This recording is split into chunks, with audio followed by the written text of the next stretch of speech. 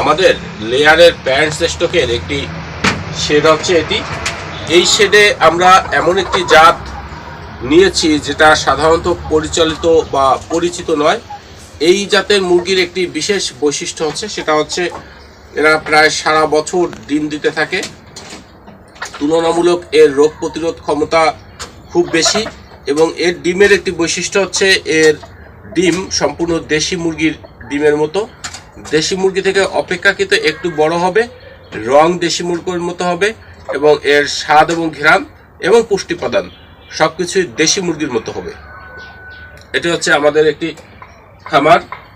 এখান থেকে এই জাতটির নাম বলে দিই, সেটা হচ্ছে অস্ট্রেলপ মুরগি। এটা অস্ট্রেলিয়ায় খুব পরিচিত একটি মুরগি। এর একটি বিশেষ বৈশিষ্ট্য বা এর সর্বোচ্চ উৎপাদন রেকর্ড আছে 365 দিনে 364টা ডিম দেওয়ার রেকর্ড আছে। আর আমাদের আবহাওয়ায় এই মুরগিগুলো কিন্তু খুব মিলে গেছে। আমাদের আবহাওয়ায় এই মুরগিগুলো কিন্তু চমৎকারভাবে পরিবেশের সাথে মিশে যাওয়ার কারণে আমাদের এখানেও কিন্তু ডিম উৎপাদন খুব ভালো। এ পর্যন্ত যে যে জায়গায় আমরা এই মুরগি পালন করিয়েছি অন্যদের দিয়ে, তাদের ডিম উৎপাদন রেকর্ড ভালো। আর এখানে হচ্ছে আমার এই শেডে গত 3 দিন আগে প্রথম ডিম দিয়েছে। এরপরে গতকালকে বাদ বা এই কুটার ভিতরে আছে কিনা আমি বলতে পারছি না, লিটারের ভিতরে অনেক সময় ঢেকে যায়। আজকে অবশ্য 2টি ডিম দিয়েছে, অর্থাৎ ডিম আসা আরম্ভ হয়েছে। আপনারা যারা বাড়িতে মুরগি পালেন অবশ্যই এই জাতের মুরগিটা পালন করতে পারেন।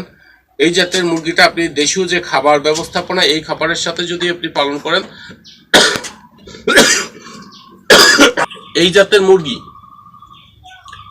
মুরগি আপনার দেশীয় খাবার ব্যবস্থাও যদি পালন করেন, তাহলে কিন্তু আমাদের দেশের যে মুরগি, সেই মুরগি থেকে প্রায় 3 গুণ পর্যন্ত এর উৎপাদন বেশি। সাধারণত আমাদের একটি দেশি মুরগি 8টা 10টা ডিম দিয়ে তাতে চলে আসে, কখনোই ডিম আসবে না।